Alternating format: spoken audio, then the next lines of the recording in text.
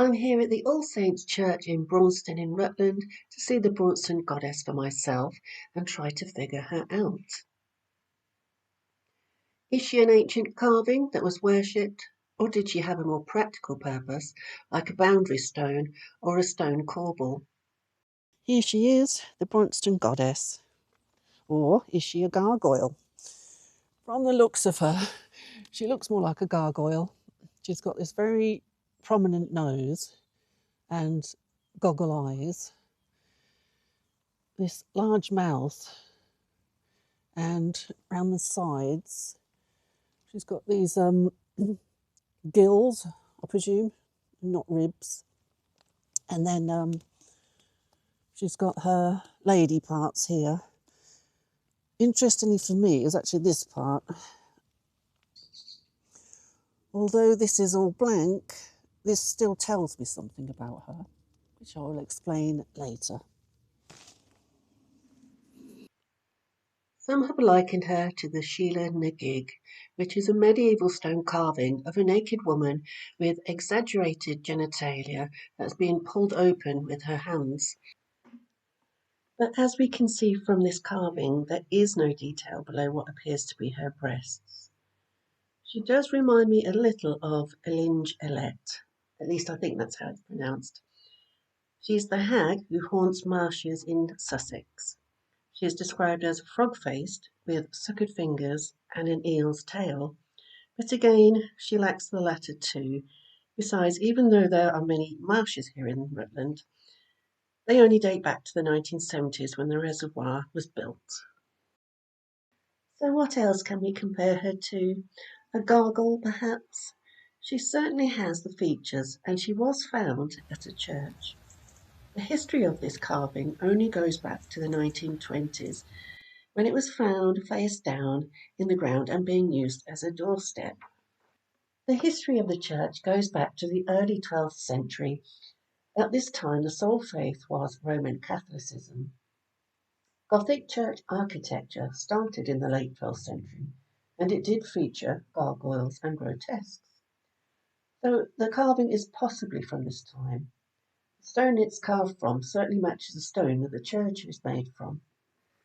As an artist, I feel inspired to draw her and try to replicate what she would have looked like before she was damaged. I'm presuming she was symmetrical. I'll show you the end result later.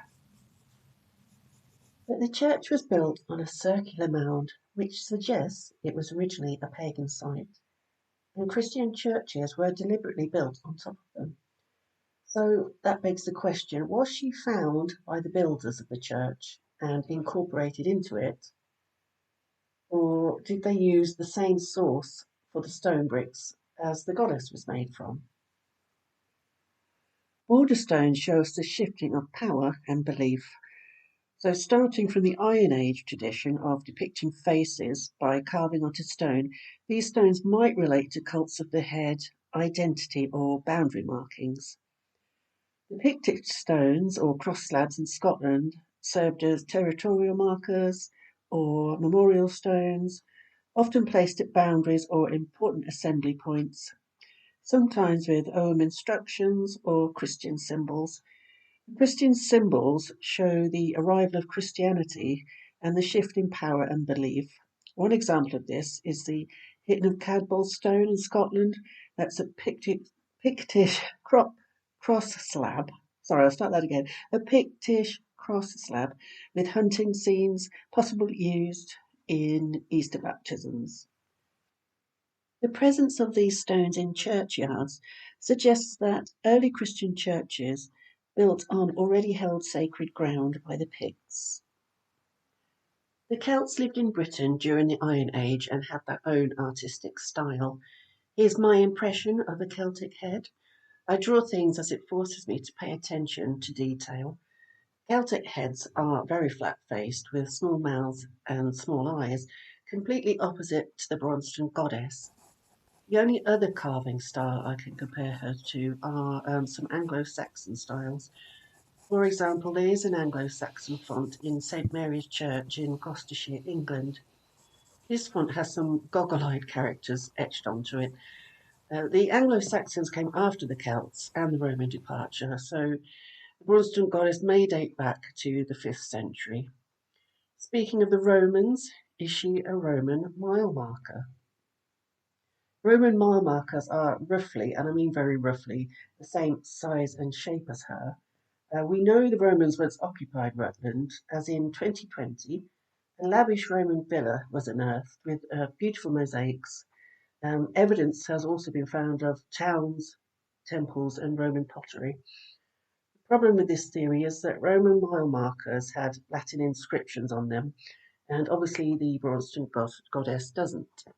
I was pleasantly surprised to see a similar carving to the goddess on another YouTube channel called Trails of the Unexpected. This stone carving is in Flamborough. Another fact that has delighted me is that in my hometown of Llandrindod, in Wales, a Sheila na gig was found face down like the goddess. Thankfully, this carving is in a museum now.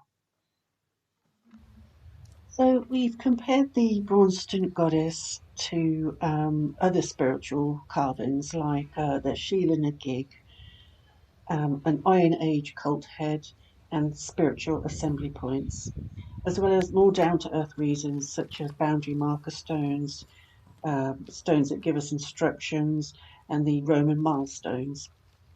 But out of all these boxes, she seems to tick the boundary marker box for me. Now, this doesn't mean that it has no spiritual significance, though.